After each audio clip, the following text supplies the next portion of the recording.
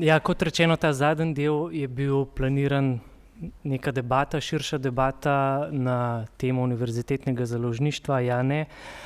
Kot je prorektor že omenil, mi smo v ponedeljek že imeli neko tako debato z nekaterimi članicami, mogoče se ta stališča lahko ponovijo, tako da jaz kar predlagam, da predam mikrofon ta prvemu najpogumnejšemu. Načeloma pa, ja, konferenca naj bi trajala do 14:30, ampak če se bo stvar tako razvila, lahko tudi kaj potegnemo. Tako da bi mogoče kdo začel.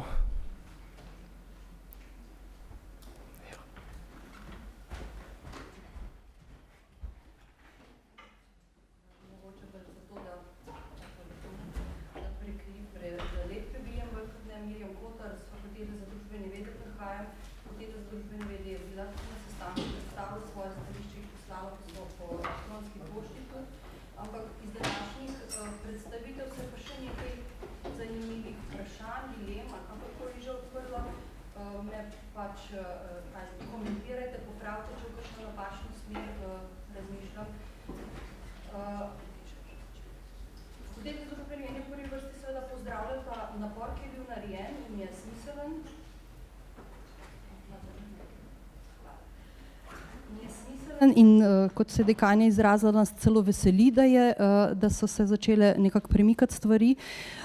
Iz današnjih prezentacij so se pa meni nekako izkristalizirala dva možna scenarija, v katere smeri bi lahko šlo ali tudi ne. Eden je tak minimalen skupen okvir, ki je dosti realističen, ki bi se ga dal dosti hitro uresničiti, ampak ima mogoče kljub samo par dilem še, ne. Omenjali ste v tem skupnem okviru skupen nastop na sejmih, ki se je že realiziral in je zelo uspešen. Ena od takih stvari, ki bi bila lahko skupna in je tudi zelo koristno, da bi bila skupna, je spletna knjigarna na Univerzi v Ljubljani. Potem je bila pa že omenjen skupen portal za revije ali pa monografije, tle da se pa meni že postavlja ne dilema, ne vprašanje, ampak en razmislek, ki bi moral biti precej tehten. Že do zdaj obstaja kar nekaj portalov, v katere se dajo tako revije kot monografije, in bi bilo pri realizaciji take ideje zelo smiselno, da uporabimo že obstoječe, od Daliba do repozitorija Univerze v Ljubljani in seveda Kobisa, v katerem so metapodatki, tako da ne bi kakšnih dvojnih, trojnih dela nalog opravljali še enkrat, ampak da v takem projektu, kot bi bil skupen portal, uporabimo že dosedanje načine dela. Nekako skombiniramo, v tujini je kar nekaj dobrih primerov. Skratka, v enem takem minimalnem skupnem okviru je marsikaj izvedljivega in bi lahko zelo dobro izpadlo, ne. Če pa prav razumem, si Univerza v Ljubljani želi univerzitetno založbo predvsem zaradi tega, da, kako se je tole grdo slišala, ampak da dobro izgleda, da pride na lestvicah rangiranosti višje, in bi se morali izogniti tej nevarnosti, ki se je že v tujini zgodila, majčkeno bolj vzhodno od nas, bolj ali manj večinoma, da so univerze ustanovile svoje založbe, ki izdajajo, milo rečeno, sumljive publikacije in so sicer na lestvicah, se pojavljajo na lestvicah, ampak tukaj bi morali za resnično kot je profesor Kovač je izjavil, vsaka univerza ima svojo založbo, jaz bi rada, da ima Univerza v Ljubljani izjemno kvalitetno skupno založbo, kar pomeni, da je treba razmišljati o uredniški politiki take založbe, o mednarodnih uredništvih, da je treba razmišljati o recenzentskih postopkih pri taki založbi, ki morajo biti izjemno strogi, da se tako rečem, in nenazadnje moramo razmišljati o to, če smo čisto pragmatični, avtorji objavljajo pri založbah zaradi tega, da dobijo točke v različnih evalvacijskih sistemih, torej moramo razmišljati tudi o tem, da bi taka, in zdaj govorimo o tem maksimalnem okviru, kvalitetna univerzitetna založba ustrezala tudi ARRS-evim kriterijem nenazadnje. To so pa nekako bolj dolgoročni razmisleki, malo večje težave oziroma bi se k njim bilo treba bolj strateško pristopiti, ne. In če govorimo o takem maksimalnem okviru, nikakor ne moremo mimo tega, kar je bilo iz tujih prezentacij videti, delati resnično kvalitetno založbo, ki bo resnično dika naše univerze, pomeni to delati z poslovnim načrtom, ki bo vseboval kadrovske in finančne okvire. Kar pomeni ne v obliki, dajmo narediti založbo, pa pač bomo že nekako in kadri jih bomo že nekako dobili in finance, bomo kar z obstoječim finančnim okvirom to naredili. Jaz mislim, da je bilo zelo smiselno definirati, s kakšnim vložkom gremo v to, kar pomeni finančni in kadrovski vložek, za kakšen izplen, kar pomeni, kakšno založbo želimo imeti.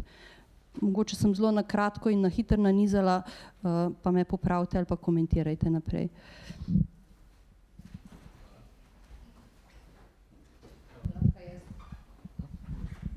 Damjana. Ja, seveda. Ne. Hvala lepa za nekaj taka razmišljanja, ampak definitivno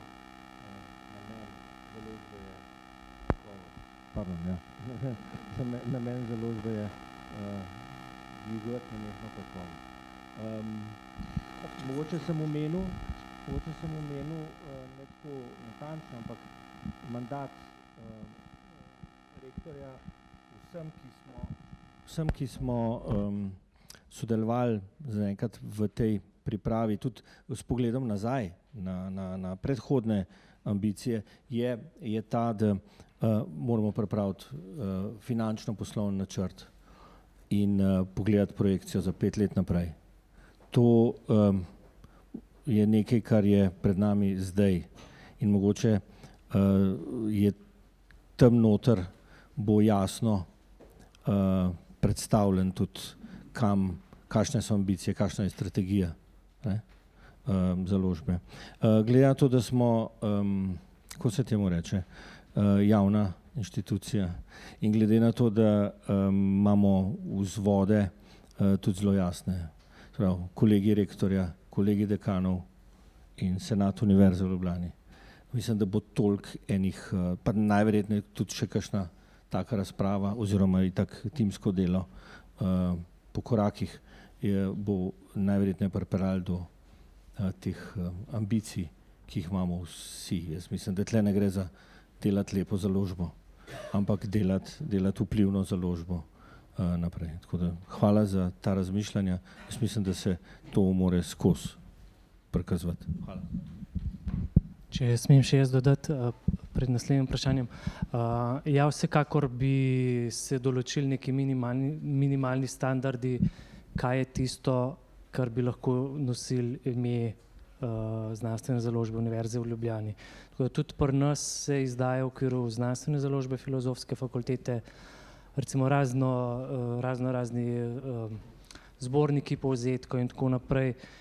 Pač to ni čist klasična monografija, tudi je ne štejemo pač v naše številke, ampak to bi pač vedno lahko izhajalo v okviru fakultet. Neki minimalni standardi pa bi bili, vsekakor bi pa celotno založništvo potekalo še vedno na članicah. Tudi v kolofonu revije bi bila zapisana tako rektor kot dekan, se pravi tiste.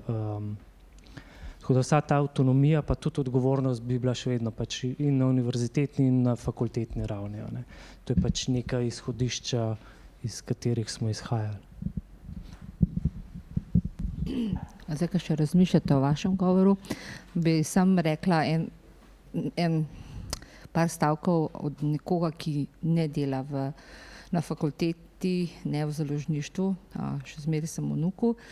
V glavnem, pred 2008, ko ni bilo znanstvene založbe Filozofske fakultete, se je zdelo popolnoma nemogoče, da bi oddelki Filozofske fakultete izdajali kakorkoli drugače kot vsak oddelek zase.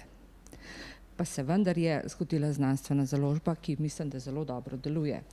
In povrh vsega imamo čist lepe primere univerzitetnih založb, na področju Slovenije, sem ne v Univerzi v Ljubljani.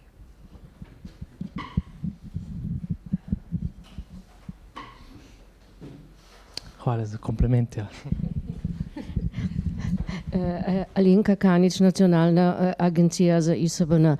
Če sem vas prav razumela, pomeni, da bi znanstvena založba izdajala publikacije, ki izidejo v okviru znanstvene založbe, plus vsaka posamezna fakulteta še svoje publikacije. kar to bistveno vpliva potem tudi na dodeljevanje identifikatorjev.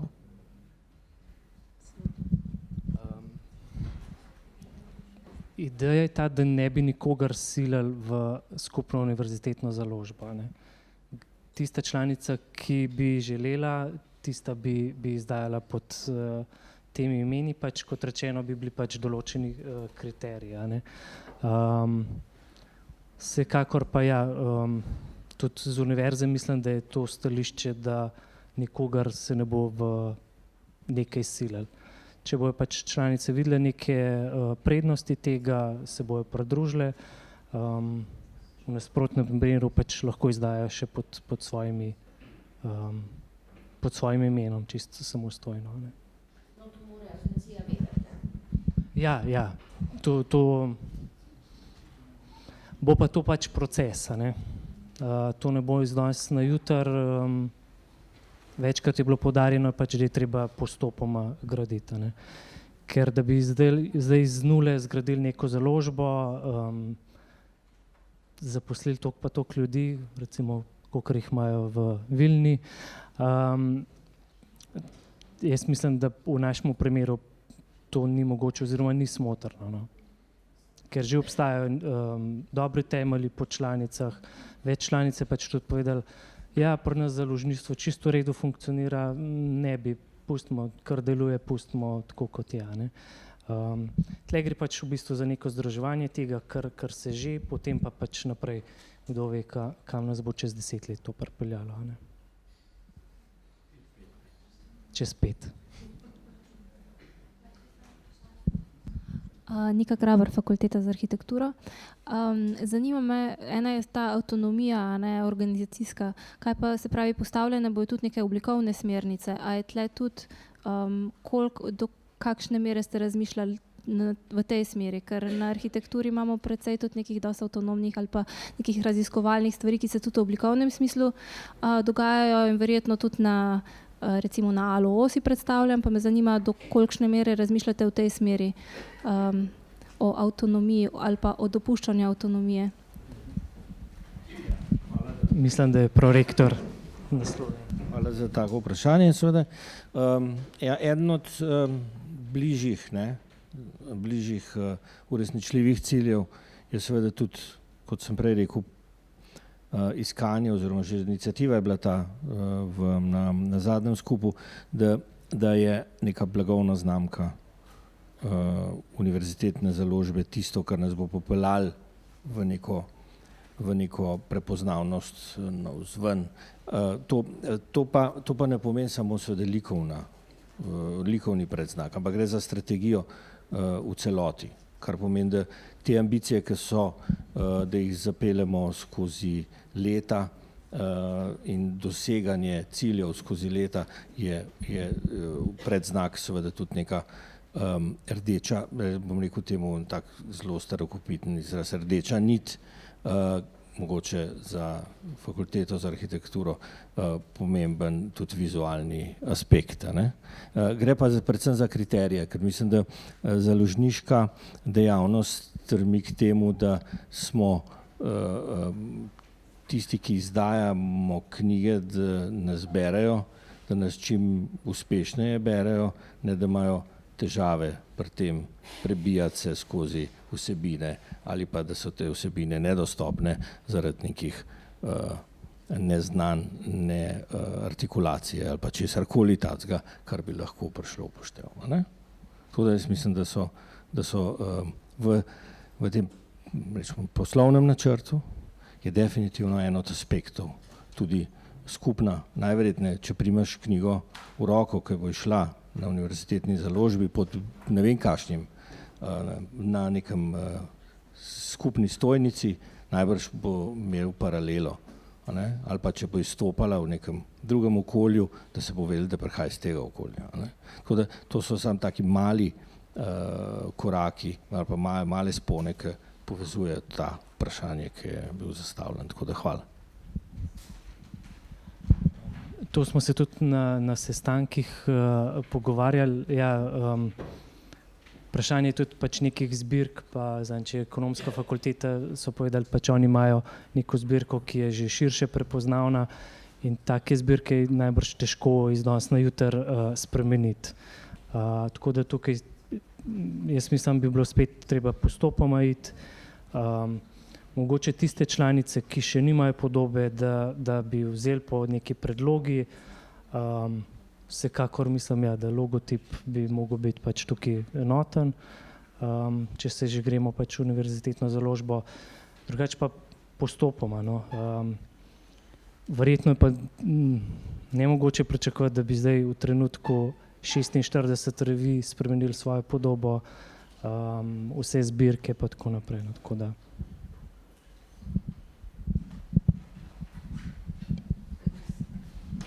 Če se smemo oglasiti, pa mogoče z vami podeliti malo izkušenj Univerze v Mariboru, ki je šla na začetku, bom rekla, skozi podobne dileme, vendar se je pri nas vodstvo odločilo za skupni ISBN, torej da ima cela univerza en ISBN in tudi en dvoj prefiks, tako da smo tukaj navzven prepoznavni kot enotna institucija. Dileme fakultet smo rešili na tak način, da smo odgovornost porazdelili med izdajatelja, torej članico, ki je odgovorna za vsebino, in založbo, ki je odgovorna za vse ostalo. Vsekakor pa mi peljemo, seveda se razvijamo, seveda, da bi prišli do seveda željene kakovosti, tukaj je vedno pot naprej in nadgradnja. Zatem se bom izrazila angleško, ker se pač lepše sliši, library-led publishing, ne? To je naša usmeritev, strogo povezano z knjižnico, z infrastrukturami, ki v knjižnici nastajajo in ki posredno pravzaprav omogočajo tudi diseminacijo znanja, ki na univerzi nastaja, ker to je naš končni cilj. Čim širša diseminacija znanja, ki nastaja na univerzi. In smo, bom rekla, neposredno vezani tudi na repozitorij univerze. Potom repozitorija seveda se avtomatsko vse publikacije v elektronski obliki pojavljajo na svetovnem spletu, so indeksirane na Google Scholarju, uporabniki so tam, to si več pač ne smemo zatiskati oči in pač vodimo v to smer, ne. Smo pa seveda pred 2 leti bili soočeni z istimi dilemami, z razmejitvami odgovornosti, predvsem pa z tem, da se tudi fakultete želijo še vedno prepoznati v svojih publikacijah, torej tudi graditi nek svoj brand, in smo s tem pač rešili z delitvijo odgovornosti med izdajatelja in založnika.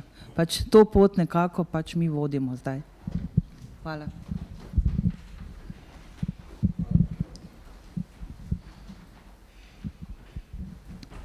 Ima še kdo kakšen komentar?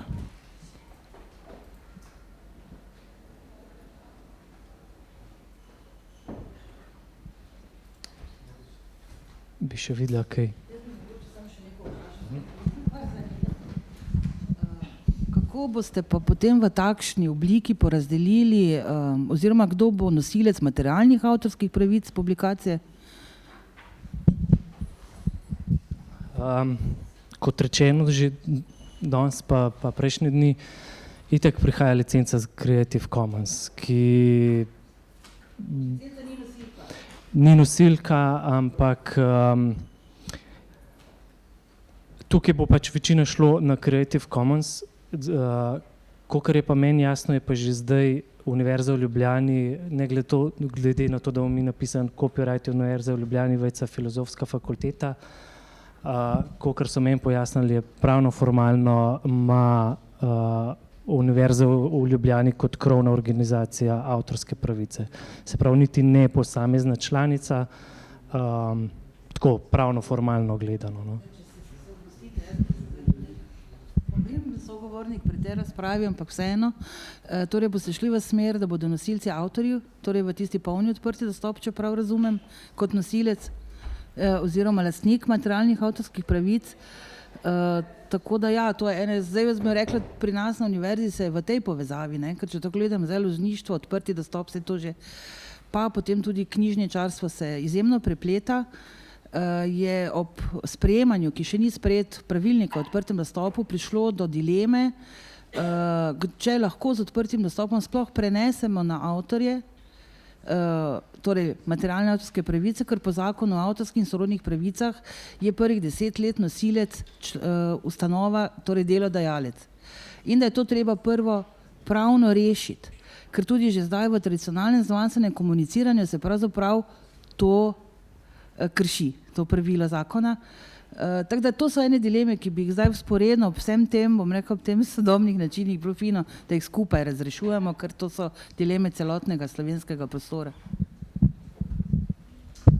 Zdaj mislim, da je bila lansko leto konferenca na Ministrstvu za izobraževanje, kjer je profesor kolega Aleš Pogačnik z ZRC SAZU glih to izpostavil, da licenca Creative Commons ni skladna za slovensko zakonodajo, ker se tudi zavedajo in pripravljajo novo zakonodajo. Te postopki so spet zelo počasni, ampak mislim, da na ministrstvu pa na ARRS-ju se zavedajo te problematike, tako da tukaj mi lahko sam pač sugeriramo, v katero smer bi šli, drugače pa je to v prvi vrsti v rokah tiste, ki pišejo zakone.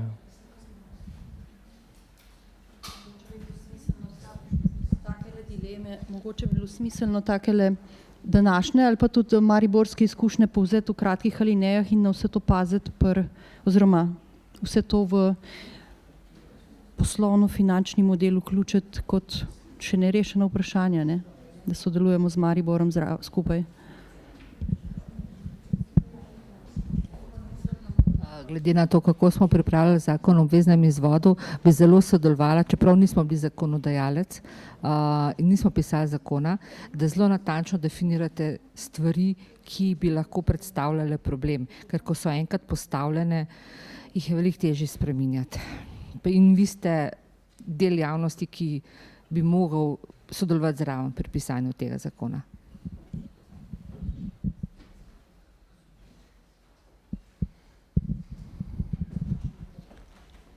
Še kakšen komentar, vprašanje, dilemo?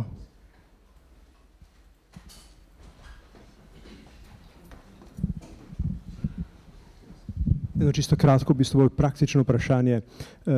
Zaenkrat so zdaj članice tiste, ki prosijo na ARRS-ju za subvencije. Ali bo potem tudi ta založba potem prevzela to dolžnost, ali bodo članice še vedno dobile svojo kvoto denarja in jo potem transferirale na založbo? Kako je zdaj čisto finančno predvideno? Zdaj obstajajo neki osnutki pravilnikov, kako bi založba delovala. Verjetno bojo pač v kratkem tudi predstavljene, pa pač dane ven v razpravo. Ampak oba načina bosta možna. Se pravi, lahko bo fakulteta sama se prijavljala, vodila vse založniške procese, tako kot zdaj. Po drugi strani pa se predvsem manjše članice, ki ne izdajo, pa bi rade, pa ne vejo, kako se lotiti tega, to bi pa pač predale na to univerzitetno založbo, ne. S tem, da v začetni fazi je verjetno, mi recimo že sodelujemo z AGRFT-jem. AGRFT je prišel do nas, so rekli, mi imamo sredstva na projektu, zavezani smo, da naredimo knjigo in zbornik, ampak zdaj ga ne moremo. Potem smo šli pač skupaj v sozaložništvo, podpisali smo pogodbo o sofinanciranju, oni so krili pač vse te stroške, smo navedali, kaj bo, toliko bo lektura, toliko bo dizajn, toliko bo tisk. In smo potem knjigo izdali in jo pač tudi potem preko naše knjigarne prodajali naprej. Tako da mislim, da je to, 2 knjigi smo izdali skupaj, no, zdaj v zadnjih 2 letih. In mislim, da je pač to en tak model, ne. Za eno knjigo smo se tudi mi prijavili na razpis ARRS, drug je bil pač zbornik konference in se niti nismo mogli zaradi formalnih pogojev. Tako da tukaj so pač obe možnosti sta odprti, no.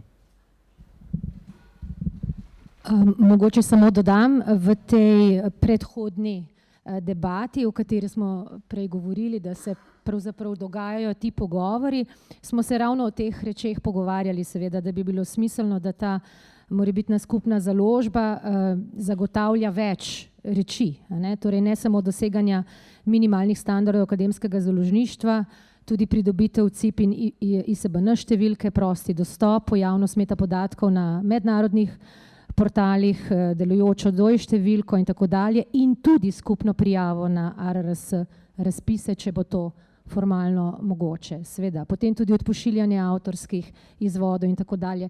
Bi pa mogoče rada samo izpostavila, da se še ne ustanavlja založba ta hip. Ta hip se mi zdi, vsaj v imenu Filozofske fakultete govorim, pa verjamem, da verjetno tudi v imenu univerze, ta hip je res najbolj dragoceno, ravno to, kar se zdaj dogaja, ravno vse vaše informacije, vsa vaša mnenja, vsi vaši pomisleki, in zagotovo bomo s to vrstno razpravo nadaljevali in s temi srečanji nadaljevali in potem seveda sklenili kakšno odločitev.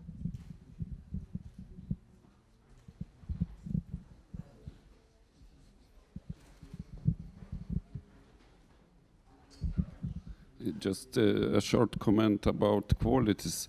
When we are talking about improving the quality, we usually think about the quality of content, of scientific content. But there are a lot of more qualities to be met in this publishing business, like quality of editorial help, the quality of a design, the quality of distribution of the books. And these qualities, it's difficult to be met with this, small units. It's very hard to achieve quality in distribution. For example, for me, it's very strange to see 2 internet bookstores in one university. We haven't got any bookstore, and you have 2 bookstores. So if I want to buy 2 books from different faculties, so I have to do 2 transactions, I believe. Yeah, so as a reader, I would be not very happy. So I think this integration and establishing one solid press must be in Ljubljana University. I wish luck to do that for all of you. Thank you.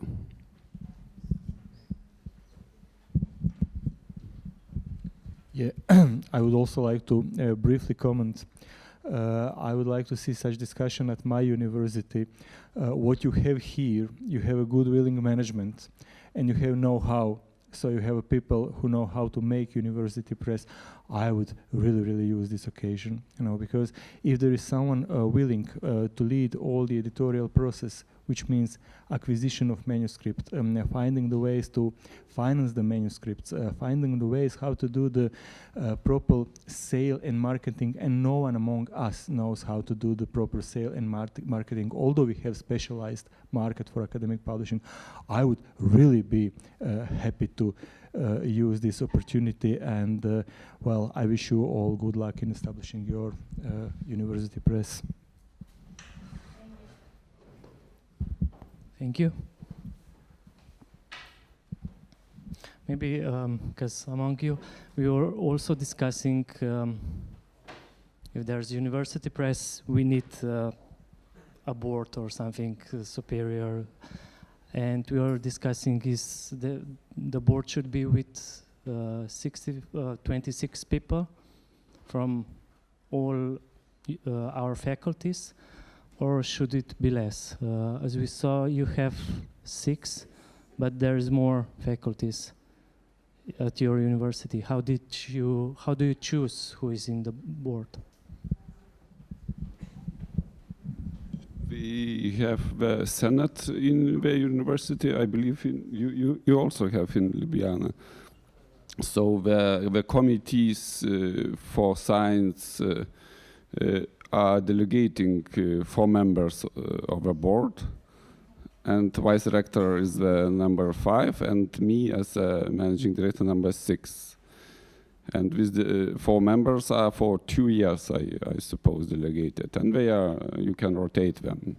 And actually they are from humanities, social sciences, because nobody wants to write monographs from natural sciences or so on. So they are not interesting to be on a board.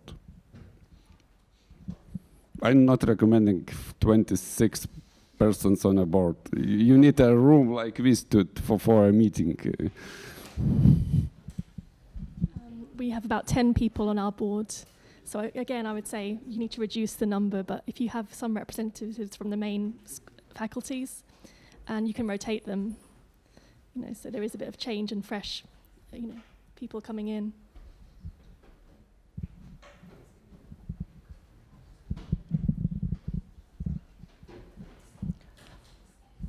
Še kakšno vprašanje?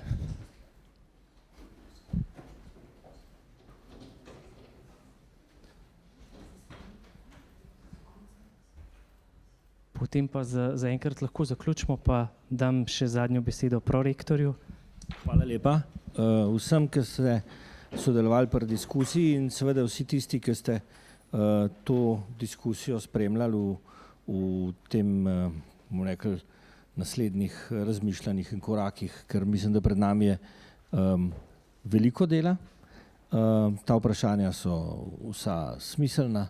Do teh stvari, ko začnemo razmišljati, da vsaka taka inštitucija, ki se znotraj univerze začne pojavljati, kot so komisije in tako naprej, si predstavljate, da bi vsaka morala imeti 26 članic, če tako govorim malo v frazi. Od najmočnejših habilitacijskih komisij do etičnih komisij, vsi bi morali imeti svojega predstavnika, to bi podpisan kaos.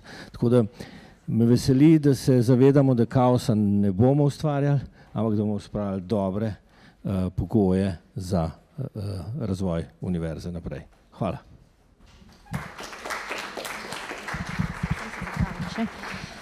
Če mi dovolite, jaz bi se pa samo še zahvalila vsem tistim, ki ste nas, seveda vam, ki ste tukaj, in vsem tistim, ki ste nas spremljali preko spleta. Zagotovo imate tudi vi kakšen relevanten komentar, pripombo in obljubim vam seveda, predvidevam seveda, da se bomo v prihodnosti še dobivali na to temo, tako na kakšnih skupnih razpravah, sestankih, tako da kar skupaj razmišljamo, predlagam še naprej o teh temah. Najlepša hvala.